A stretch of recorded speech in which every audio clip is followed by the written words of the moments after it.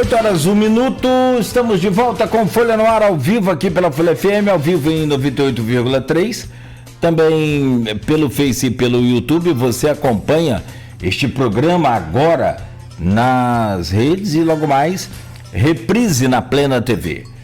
Pela Alexa também é só dar o comando Alexa ouvir Folha FM, no aplicativo da Folha, enfim. 8h02, eu sou o Cláudio Nogueira, este é o Folha no Ar. A gente agradece a você pelo carinho, pela audiência.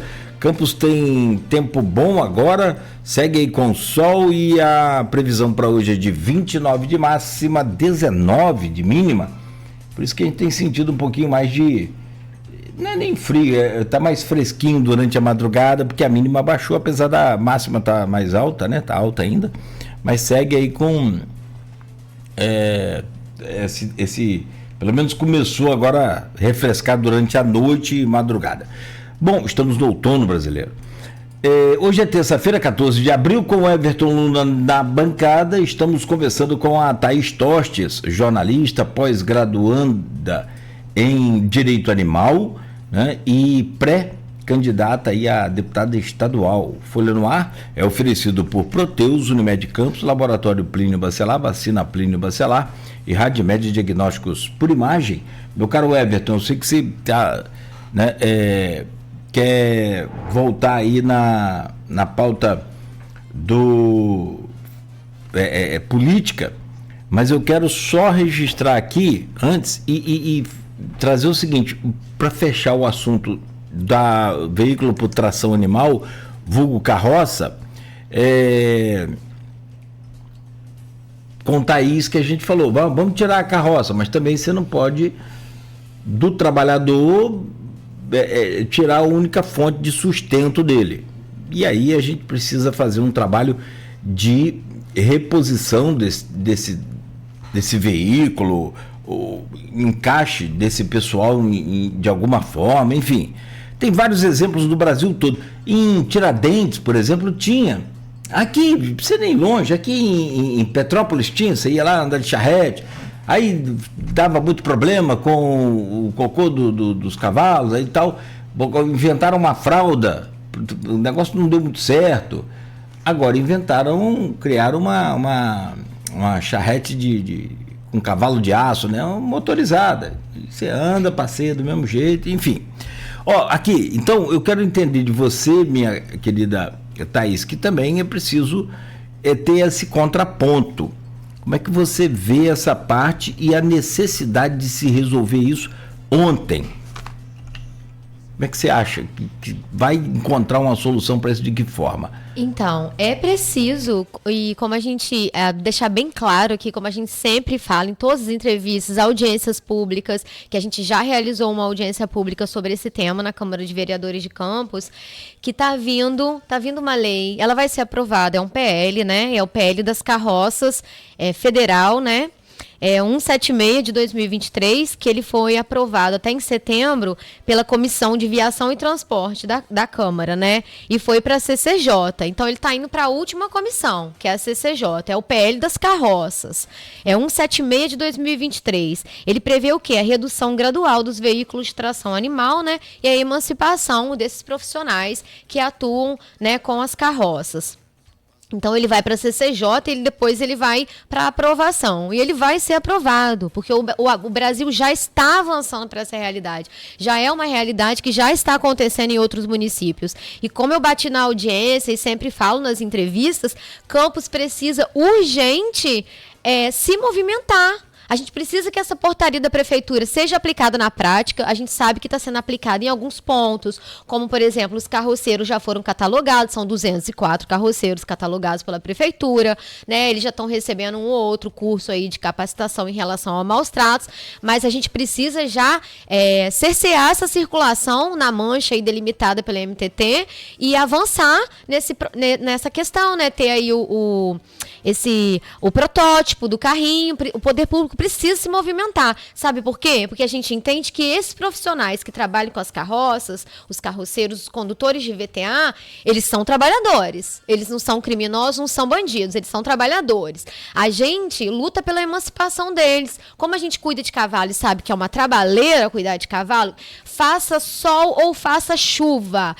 Essas pessoas estão lá cortando capim, alimentando, tá todo mundo dentro de casa, no quentinho, no abrigo, e tá lá o carroceiro cortando capim debaixo de chuva, cuidando de animal, levando para um lado, levando para o outro, medicando, gastando horrores com esse animal. Então a gente também defende a emancipação dessas famílias. Um frete de carroça demora, porque tem que ir para um lado, tem que ir para o outro. Então a motorização desse processo vai emancipar essas famílias. Ele vai poder fazer frete, por exemplo, no meio turno, fazer fretes muito mais rápidos, ganhar muito mais e não ter essa trabalheira e ter o conforto de, num dia de chuva, conseguir ter o horário para sair, do que ficar alimentando animal no meio de pasto, cortando capim, né, encarando cobra. Então, assim, é pela emancipação dessas famílias, é na defesa dos direitos humanos. As coisas não são excludentes. Libertar esses animais das carroças é também libertar essas famílias. Então, o que acontece? Campos precisa urgente começar a trabalhar isso de uma forma mais rápida, mais célere. Nós precisamos da celeridade do município nesse processo de transição das carroças. Não está tendo essa celeridade. A gente precisa que essas carroças não circulem na área que a portaria já proíbe, que os casos de maus tratos sejam tipificados, configurados, encaminhados e levados à frente pelas delegacias responsáveis pela área, seja 134 a 146, porque esse PL vai ser aprovado, vai chegar a lei, e aí o bicho vai pegar, porque eles vão começar a prender trabalhador. Porque vai virar lei, não pode circular com carroça, e aí? Vão começar a, de repente, tirar o carroceiro daquela... E aí ele não teve capacitação, ele não teve encaminhamento para o mercado de trabalho, ele não teve assistência social junto com ele. Por quê? Porque a gente demorou a trabalhar, porque já estamos atrasados. Então, a gente precisa de celeridade para a gente alcançar o time, porque esse PL está vindo com tudo, que o Brasil não aceita mais. A gente já está motorizando em vários municípios. Na hora que chegar para Campos, Campos é uma cidade imensa, territorialmente, a gente vai ficar com uma bomba para resolver. E aí a gente vai ter o quê? Um monte de gente denunciando, inclusive pessoas de fora que vão vir, vão ver essa circulação, essa questão, e a gente vai ter os órgãos de segurança e a Polícia Civil prendendo o trabalhador. Campos quer isso? Não quer. A gente quer a emancipação e que os direitos dessas famílias também sejam garantidos. Então a gente precisa de celeridade nesse processo. Então tem jeito, basta vontade política e pulso firme. Ô, Thaís, e meu caro Everton, só antes de você entrar, desculpa, a Alexandra Moreira postou aqui no Face uma mensagem e diz o seguinte: bom dia, meu amigo, a gente acabou de falar da Alexandra, para quem chegou agora no programa. A Alexandra Moreira é vereadora em Quissamã e passou esse final de semana aqui por Campos, viu um cidadão vendendo uns animaizinhos de raça, gravou, viu que eles estavam desnutridos ou estavam também com sede, aquela coisa toda, e ela fez a denúncia. E aí ela coloca aqui na desidratados, que eu queria lembrar o termo. E logo depois que ela reclamou, o cara meteu o pé. 2.500 um filhote. Aliás, para quem não sabe, tem cachorro aí que dá para comprar um carro. Ó, bom dia, meu amigo, estou assistindo, obrigado, Alexandra. Ontem enviei a denúncia para o Núcleo de Proteção e Defesa dos Animais, grupo de atuação especializada em meio ambiente, né, o GAEMA, e também para o Ministério Público do Estado do Rio de Janeiro. Então, Alexandra, já era seu fã, agora manda fazer minha carteirinha aí. Um abraço, obrigado. Eu acho que é isso, independente de ser vereador ou não, é uma obrigação de todos nós fazer essa fiscalização e buscar aí, de fato, o que está acontecendo. Ok, o Everton?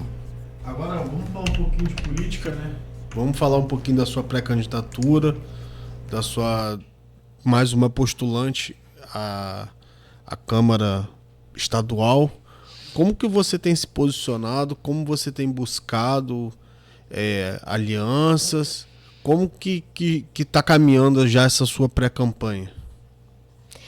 Então, a gente lança uma pré-candidatura aí pela 4ª vez, né? Que eu vou entrar nessa disputa eleitoral, se tudo ocorrer certinho, as convenções e tudo mais, porque a gente entende justamente que existe uma lacuna de representatividade muito grande. Então, assim, é uma pré-candidatura de nicho? É uma pré-candidatura de nicho. Ela é bem recortada. Tem muitas pessoas que criticam, falam, a gente recebe ataque de todos os lados, né? A sociedade é assim, para atacar tem um monte, para apoiar tem pouquíssimo. Então, é uma causa só. Não é que é uma causa só. As coisas estão interligadas, como a gente falou da questão das carroças, né? Tá ligada à questão dos direitos humanos. Quando a gente vem falando da violência contra os animais, a gente tem a teoria do elo, que é aplicada pelo FBI. Quem é agressor e violentador, né, de animais é um potencial agressor e violentador de seres humanos. Então, assim, a gente tem as violências domésticas acontecendo com a violência contra os animais. Então, quando a gente está pautando essa questão dos animais, a gente está pautando as questões humanas também. Então, é uma pré-candidatura de nicho, né, que é forte nessa questão, é uma pré-candidatura animalista, mas ela é totalmente dialoga com as questões humanas. Não são excludentes, né? Então, por exemplo, a questão do tráfico de animais silvestres é uma questão de segurança pública. Ninguém fala sobre isso. Porque está defendendo o passarinho. Não, a gente está na luta aí do combate ao tráfico de animais silvestres. O tráfico de animais silvestres hoje é a 3ª atividade ilícita mais lucrativa do planeta. Só fica atrás do tráfico de armas e drogas. Então, o tráfico de animais silvestres, ele está envolvido com tráfico de armas, com tráfico de drogas, com lavagem de dinheiro. Então, elas são complementares, não são excludentes. Então, a gente lança essa pré-candidatura animalista, mas que dialoga com as pautas humanas e justamente pela falta de representatividade. A gente entende que tem uma lacuna de representatividade política na defesa dos animais e na intersecção dessas outras pautas, principalmente aqui no estado do Rio de Janeiro. A gente vai ver outros estados que a gente tem uma representatividade maior. No Sul, a gente tem uma representatividade maior. Em São Paulo a gente tem, mas o estado do Rio de Janeiro não, é um estado em colapso, né? Então a gente vem para tentar minimizar um pouco essa representatividade. É altamente desgastante, né, entrar, principalmente eu que tenho um projeto de animais que estou na ponta, cuidando de animal, faxinando, fazendo resgate, né, levando nas costas, cobrindo a lacuna do Estado, a lacuna do poder público, fazendo o trabalho que era para o poder público fazer, assim como Lenita e tantos outros protetores, inclusive anônimos, é muito desgastante lançar uma candidatura, né? Mas é necessário. E aí a gente vem numa pré-candidatura de mulher, né, pelos animais, num estado como o Rio de Janeiro. Então a gente tem vários filtros que meio que esmagam, mas a gente é de luta e a gente segue nisso, né? E assim, eu tento também não polarizar, Everton, nessa questão assim de direita e esquerda. Por quê? Porque a gente entende que os animais, eles estão precisando de tudo, basicamente. Então, onde der pra gente travar a luta por eles, a gente vai travar. Né? Então, a gente tem pessoas que defendem os animais e que abrem espaço para os animais em todos os lados. Então, onde a gente vê oportunidade para a gente avançar pelos animais, a gente se posiciona. E aí eu tenho feito algumas articulações, inclusive essa semana, na sexta-feira, eu tenho uma reunião, quinta-feira, no caso, depois de amanhã, gravo um podcast com o pessoal de Guapimirim, lá com a prefeita Marina Rocha, que a gente vai falar um pouco sobre essa problemática, né? A gente tem região serrana que está mais avançada que a gente aqui, então depende muito também da área do estado. Na sexta-feira eu tenho uma reunião também com pessoas, biólogos, né, de um instituto de meio ambiente, não posso especificar muito, para pensar também alianças, né? Então eu tenho dialogado, né? Tive recentemente no lançamento da Rede Fauna, né? Que a gente já, inclusive eu queria falar um pouco sobre isso, que isso também envolve a questão política, que são os avanços políticos, assim, fazer um resuminho do que a gente já conseguiu aqui no estado do Rio, que são conquistas que a gente fica muito feliz de ter conseguido, sabe? Então, assim, eu tenho conversado muito e eu dialogo com todos os lados, sabe? Eu não polarizo, porque os animais, eles estão muito desamparados. Então, Thaís, apesar de eu ter meus posicionamentos, eu não posso me dar ao luxo de colocar o meu posicionamento na frente do direito deles. Eu não posso fazer isso, entendeu? Eu não posso falar assim, eu não vou dialogar com esse aqui porque esse pré-candidato que pode fazer uma dobradinha comigo, eu como estadual, ele como federal, eu não vou dialogar com ele porque ele é mais vinculado à direita, ou eu não vou dialogar com esse porque ele é mais vinculado à esquerda. Eu não posso fazer isso, porque os animais são a prioridade. Então, quem abrir espaço para os animais, a gente vai sentar e vai dialogar, sim. Basicamente isso, sim. Entendi. Como foi sua escolha pelo partido, pelo Agir? Por que você escolheu essa legenda especificamente para a disputa das eleições? Então, eu fui apresentada, né, ao pessoal do Agir, o Rafael, hoje, que coordena o Agir RJ, né? Ele é esposo da Marina Rocha, prefeita de Guapimirim. E o Agir, ele está num momento, né, de acordo com o que me foi passado, num momento assim de reestruturação aqui no estado do Rio, né? Uma galera muito jovem, com a mente muito aberta. E eu gostaria aqui até de agradecer publicamente ao Rafael e a toda a equipe do Agir RJ pelo espaço que me foi dado, pela confiança na luta que eu venho travando há muitos anos, a confiança nas minhas propostas, né? Esse espaço, principalmente pela liberdade que eles estão me dando para pautar e trabalhar em cima da questão animal como ela tem que ser trabalhada. Então, eu avaliei muito isso, sabe? Essa liberdade que está sendo dada e essa confiança, sabe? Porque quando eles dão a liberdade para a gente trabalhar, a gente pauta o que tem que ser pautado. A gente vai justamente onde a ferida está aberta, sabe? Então a gente vê o Agir como muito comprometido com a questão social. A partir do momento que um partido dá a liberdade para a gente pautar o que precisa ser pautado, ele consegue identificar justamente o que tem de lacuna em política pública, sabe? Em contrapartida com outros partidos que são totalmente fechados e que parece que está vivendo em outro século. E eu atribuo e vejo muito que essa descrença social na política é justamente por isso, porque parece que eles vivem num Nárnia e as pessoas não querem votar. A quantidade de gente que está anulando é absurda. As pessoas estão cansadas. Então a gente tem uma crise política, uma crise... Tem um terço da população hoje... Nossa! Segundo o professor da Quaest, tem um terço da população hoje que está... Não é questão de estar indeciso, é branco, nulo e indeciso nesse meio aí. E não é um movimento apenas de Brasil, é um movimento mundial. Eu gosto de acompanhar a política internacional e vejo as eleições em outros países. Sim. A presença em votação gira em torno de 50%. 50%. O Brasil ainda vai bem nessa questão? Sim, ainda vai bem. Nós temos uma média tem países de 25% de branco, nulo e ausente, abstenção. Tem países que às vezes não chega a 50%, porque a votação não é obrigatória. Cara, assim, pode dar uma opinião muito pessoal, só para não atrapalhar. O leque de candidaturas oferecido nas últimas eleições, por exemplo, presidenciais no Brasil, a gente tem votado meio que por exclusão. Vou votar no menos pior para ver o que dá. E aí o cara desiste, desanima. Porque no dia a dia dele, ele tem que ir pro corre, pra luta, para garantir o que ele vai comer hoje. Enquanto isso, você vê uma corrupção extremamente ativa e infiltrada em todos os setores. Saiu agora a comissão aqui, tá no site do Globo, só a informação aqui para terminar a sua resposta aí. Desculpa, Thaís, eu me empolguei aqui, mas faz parte. Relatório final da CPI do crime organizado pede indiciamento de Moraes, Toffoli, Gilmar e Gonê, 3 ministros da Suprema Corte, em quase... E o Procurador-Geral, né? Sim, o Gonê, e o Procurador-Geral da República. Então, assim... Só que aí o relatório final de quem? Da CPI. Aí você procura aqui, nesse meio da CPI, deputados que não estejam envolvidos com algum tipo de situação.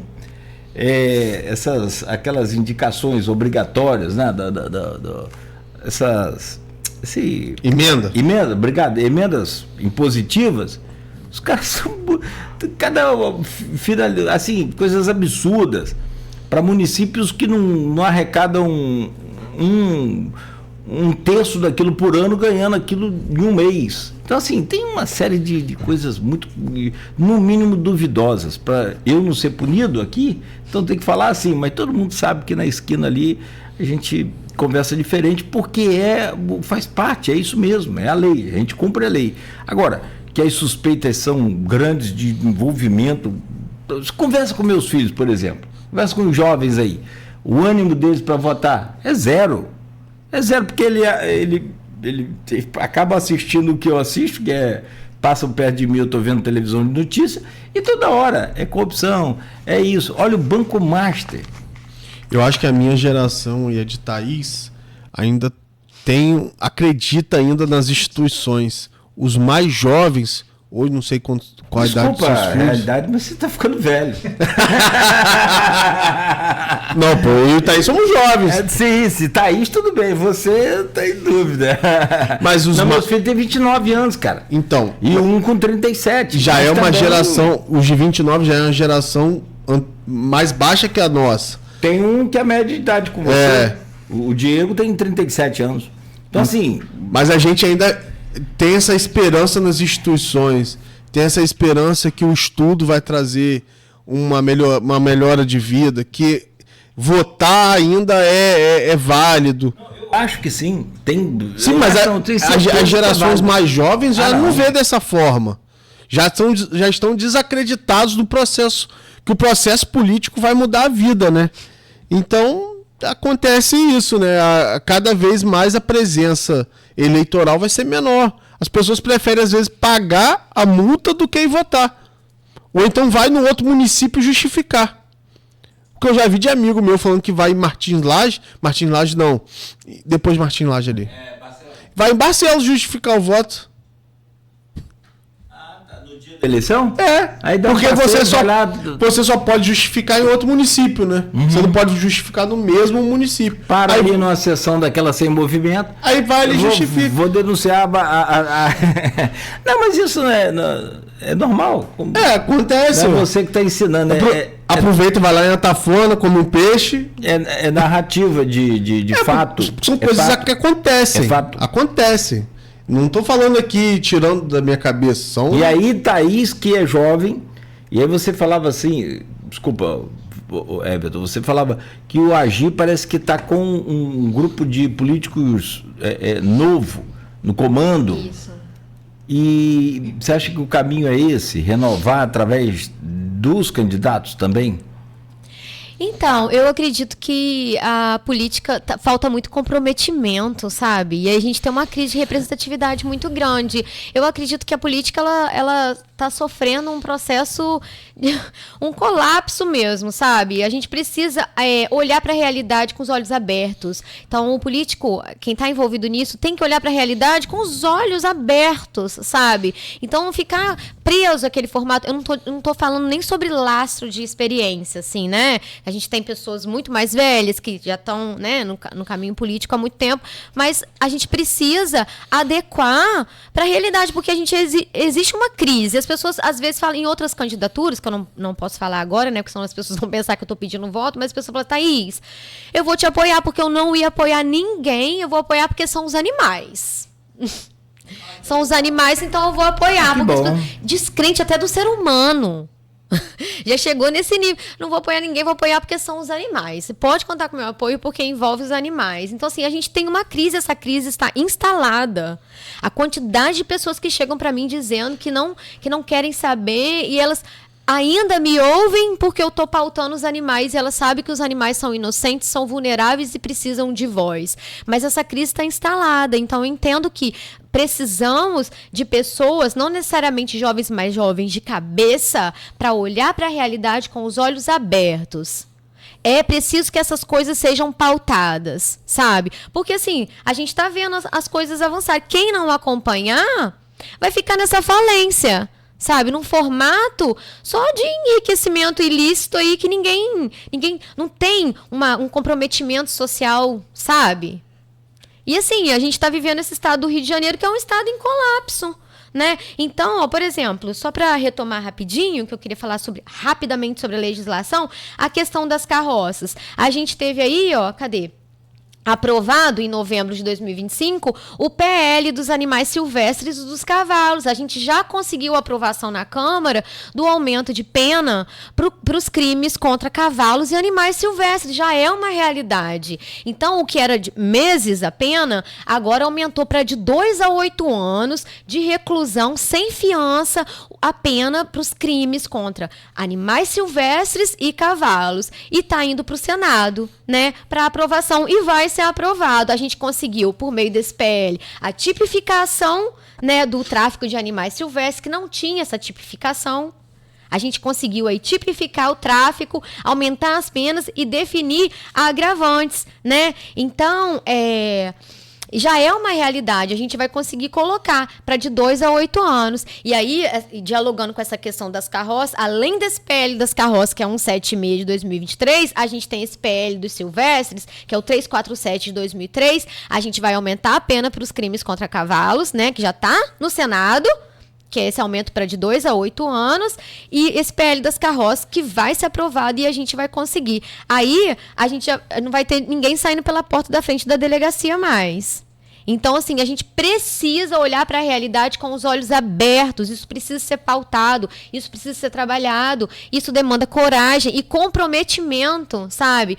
E um processo de transparência mesmo, assim. Até um processo, eu vou dizer, assim, mais aprofundando, para quem conseguir entender, um processo dessas pessoas envolvidas na política olhar para dentro e falar, o que eu estou fazendo aqui? Porque é altamente desgastante.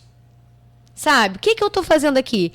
Que comprometimento é esse que eu tenho? Até um processo de autoconhecimento de cada indivíduo envolvido nesse processo político. Porque, assim, passar a vida roubando, né? Envolvido nesses esquemas, ninguém merece, uma decadência absurda, sabe? Então, comprometimento com as questões sociais e comprometimento também com o seu processo de vida enquanto indivíduo. Porque um salário de vereador, de deputado não basta, não. Não é o suficiente para você trabalhar, não. Então, assim, vai fazer outra coisa, sabe? Então, a gente tem esse PL dos silvestres e cavalos, né, que já foi para o Senado para aprovação. A gente teve também, para falar do silvestre, agora, recentemente, a gente conseguiu o SUS dos animais silvestres no estado do Rio de Janeiro. Acabou de ser lançada, eu fui no lançamento, foi lá na Lapa, no Rio de Janeiro, no mês passado, da Rede Fauna. É o SUS dos animais silvestres, né, que foi um lançamento do INEA com a Secretaria de Ambiente, né, do estado do Rio de Janeiro, de Ambiente e Sustentabilidade, por meio do secretário, o Bernardo Rossi, né? Foi um investimento de 100 milhões de reais investidos nessa Rede Fauna, que vai atuar em resgate, reabilitação e soltura de animais silvestres envolvidos em atropelamentos, no tráfico de animais silvestres e questões urbanas. Então, por exemplo, o estado do Rio tem 92 municípios, né? Cada município vai receber pelo menos uma viatura de resgate. Vão chegar viaturas para Campos. São 170 viaturas que fazem parte dessa Rede Fauna. Além dos novos centros de reabilitação, São João da Barra vai ganhar, aí vinculado à Reserva Caruara, um CETRAS, que é um centro de resgate especializado, né, em resgate de animais silvestres, de reabilitação, um CETRAS. E eu gostaria de pontuar aqui também que eu estou trabalhando junto com a Secretaria de Ambiente de Campos, para a criação do CETRAS aqui em Campos, né, que foi autorizado por Vladimir. A gente já movimentou a documentação por meio do ativismo, pressionando, né, a Secretaria de Meio Ambiente, fazendo os diálogos necessários, e já está sendo encaminhado aí para o INEA um pedido para fazer essa parceria. Porque hoje, por exemplo, a Guarda Ambiental de Campos, ela não faz resgate de animais silvestres. E a gente tem um problemão, que a gente tem quase aí zerando o ICMS ecológico, porque zero resgate, zero arrecadação, que é o ICMS verde. A Guarda Ambiental de Campos, que foi fundada por Rosinha lá atrás, ela não está fazendo resgate de animais silvestres. É uma super problemática. E o município ele pode responder por isso, né? Então, a partir desse movimento que a gente está fazendo junto com a Secretaria de Ambiente, a gente está solicitando ao INEA, né, ao governo do estado, a criação de um CETRAS, um Centro de Reabilitação e Resgate de Silvestres aqui, e a assinatura de um termo de cooperação técnica entre o INEA e a Guarda de Campos para fazer esse resgate. Então, queria citar sobre o PL dos silvestres, os cavalos, essa questão dos CETAS, da rede fauna, né, que está sendo lançada, muito maneira, muito top. E também a gente conseguiu aí a Lei 11.096 de 2026, que é de janeiro, que é o Código Estadual de Direito Animal, que ele elenca aí 49, vamos dizer assim, condutas como crimes contra animais. Então a gente conseguiu a criminalização que não tinha da zoofilia, né? A proibição de espora, a proibição daquela fita que amarra a barriga do boi nos rodeios. Olha só, o rodeio, ele não é proibido por legislação, mas por meio desse código estadual, a gente conseguiu a proibição daquele sedem que amarra. Então, automaticamente, ele tomba o rodeio. Então, esse código é do MINC, né? E de outras figuras aí da Alerj. Então, a gente conseguiu aí algumas conquistas, né? Como, por exemplo, até essa conferência nacional aí lançado dentro desse pacote de medidas do governo federal, que vai trabalhar o quê? A participação social, o diálogo federativo e a construção coletiva dessas diretrizes de políticas públicas. Então, o governo federal está de parabéns, porque ele está, parabéns assim, né? Está fazendo o que já deveria ser feito, mas deu o pontapé. Então, eu acredito muito assim que esses atores da política têm que estar com esses olhos abertos para essa nova realidade. Senão seremos atropelados. Ou continuar sendo, né? Atropelados. Ó, tem várias mensagens aqui no YouTube. O pessoal tá lá, o Thaís. Margarete Biscardi. Se eu tiver errado, tá aqui assim, tá? Thaís Toches. Aí você. Gabriel também tá aqui. Você respondeu aqui, né? Eliane Santos, pessoal todo aqui mandando um alô para você. E nessa expectativa, a Margarete falou que utiliza a bicicleta elétrica, triciclo elétrico, ou o governo poderia fornecer alguma coisa. Solução tem para isso aí, e não é coisa de outro mundo, não. Outras cidades já fizeram, falamos aqui. E também aqui no Face, a Cleni Gonçalves. Bom dia, amigo. Bom dia, Cleni. Cleni, no Salto. Fui no programa dela, Almoçando com as Estrelas, me senti uma estrela. Dei autógrafo e tudo. Me emociono quando vejo ou ouço jovens como a Thaís Toches defendendo seres tão caladinhos. Estes e todos os animais merecem sim muito carinho e respeito. Parabéns a você, amigo Cláudio, e a Thaís, por essa pauta tão linda e relevante. Nogueira, só mandar um abraço aqui pro meu... Pode terminar aqui da minha fã, dá licença? Beijo, sou sua fã. Um beijo, Cleni. Ela é a graça. Fala, Everton. Só mandar um abraço aqui pro meu amigo professor Tio Léo, que mandou um vídeo aqui que tá nos ouvindo, lá de Goitacazes, professor de Educação Física. Mandou um abraço, mandar um abraço para ele. Para tio Léo aí também, aproveitar a carona. Aqui, Thaís, então, rapidamente, pra gente voltar falando mais de política, pedir uma projeção sua, estava vendo aqui as informações, dando conta de que o governador, já diante do fato dele ficar, pelo menos a possibilidade de ficar mais 90 dias por conta do pedido de vista de Dino, já começou a dar uma geral no estado, o desembargador. Mas eu não vou com muita sede ao pote, não, porque tem muita desilusão aí, depois de tanto lava-jato da vida aí, a gente já fica meio que, sabe assim, né? Gato escaldado tem medo de água fria. E a gente volta para continuar falando sobre essa questão de política no estado do Rio, como você disse, é sempre mais complicado, e é de fato. Também uma projeção sua diante dos números que... Ao longo do tempo, a Aloysio Abreu Barbosa se especializou em pesquisa política, né? Você trabalhou na Folha em que ano, Thaís? Não lembro exatamente, mas foram muitos anos. Você até é nova, lembra? Foram há muitos anos ou foram muitos anos trabalhando na Folha? Foram alguns anos e já tem um tempinho, Já tem um tempinho. Eu tenho que puxar lá, não tem memória, mas não. A causa acabou com a minha memória. Cara, a gente brinca e tudo, mas a Thaís corre riscos seríssimos. Ela estava comentando com a gente aqui e é sim muito perigosa essa luta dela pelo direitos e proteção dos animais. A gente não sabe de onde pode vir um problema. Então, assim, muita gente aqui pedindo também proteção para você, né? Proteção divina, porque do homem aqui é mais complicado, mas a gente torce e pede a Deus mesmo para te proteger e você está sempre em alerta. Não pode deixar o espírito desarmado um minuto. Porque a gente não sabe, envolve muita coisa, muita gente. E aí por aí vai. São 8h36. Rápida pausa aqui no Folha no Ar. A gente volta a seguir conversando com a Thaís Tostes ao vivo aqui no Folha no Ar. É jornalista, pós-graduando em Direito Animal e pré-candidata a deputada estadual junto com o Everton Luna aqui nessa bancada hoje, dia 14, terça-feira.